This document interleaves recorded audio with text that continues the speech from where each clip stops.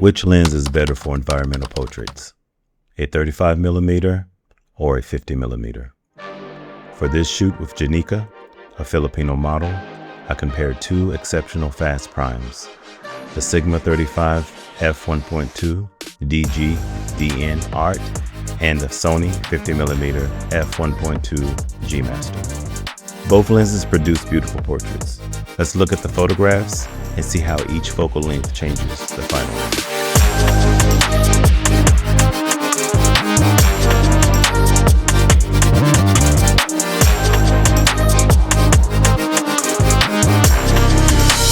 The lighting setup.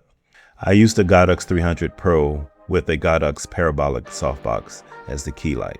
The light was positioned off to one side and slightly above Janica, then angled down toward her. Let's begin with the Sigma 35 f1.2. The biggest strength of the 35mm is context. Its wider field of view allows us to see architecture, trees, pathways, rocks, and surrounding greenery. Instead of being only a portrait of Janica, the photograph becomes a portrait of Janica within a specific place.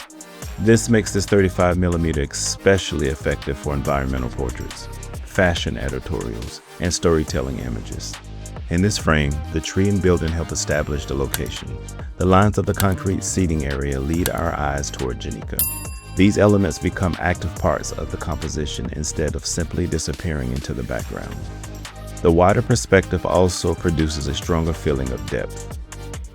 Objects closer to the camera appear larger, while distant objects appear smaller. In this seated photograph, Janica's legs and shoes can feel more prominent when they are closer to the lens. Technically, that perspective is created by camera distance, not only by focal length alone. But because the 35mm normally requires me to work closer for the same framing, that stronger perspective becomes part of the visual character.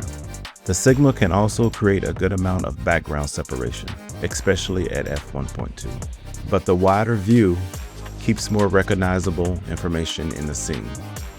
We can still see the shapes of trees, pathways, and buildings. This is not necessarily a disadvantage. Sometimes the environment is exactly what gives a portrait its story.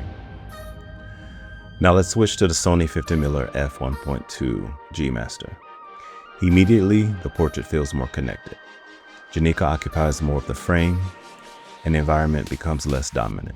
For close portraits, the 50mm gives more comfortable working distance. That distance produces a more natural-looking relationship between facial features than I would get by moving very close with the 35mm. The 50 also creates a smoother and less descriptive background in these images. The trees and lights turn into softer shapes, allowing Janica's eyes, makeup, and hair and expression to command attention. In the seated frames, a 50mm creates a cleaner composition. There is less background competing for attention, and Janica has more visual prominence in the photograph. Compared with the 35, the scene also appears more compressed. Background elements seem larger and visually closer to the subject.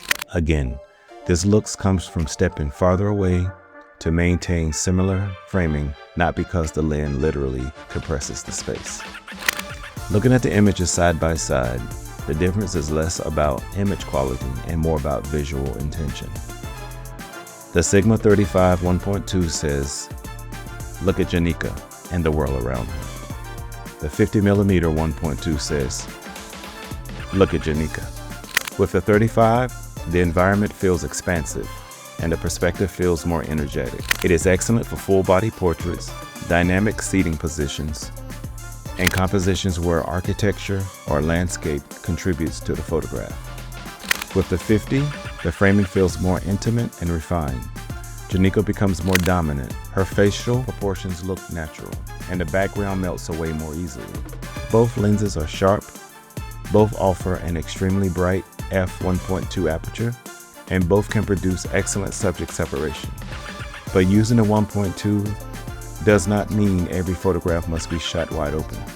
For full-body portraits, stopping down slightly can give you more reliable sharpness across the face and body while still keeping the background soft. So which one would I choose? If I were shooting close portraits, or a clean half-body composition, I would choose the 50mm f1.2. It gives me flattering working distances and keeps the attention firmly on my model.